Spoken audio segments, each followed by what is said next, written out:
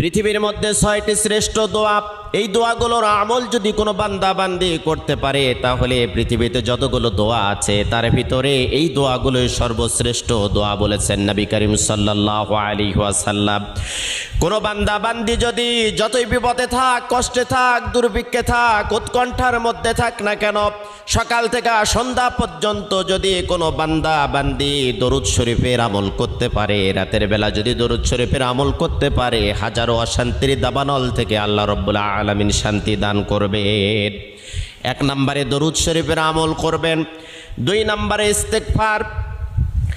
আপনার মুখটা এমন হয়ে যাবে আল্লাহ রাব্বুল আলামিনের কাছে দোয়া করার সাথে সাথে আপনার দোয়াটা কবুল হয়ে যাবে। সব সময়ের জন্য পড়বেন আস্তাগফিরুল্লাহাল্লাযী লা ইলাহা ইল্লা হুয়াল হাইয়ুল কাইয়্যুম ওয়া আতুবু ইলাইহি। যদি না পারেন তাহলে পড়তে থাকবেন শুধু আস্তাগফিরুল্লাহ।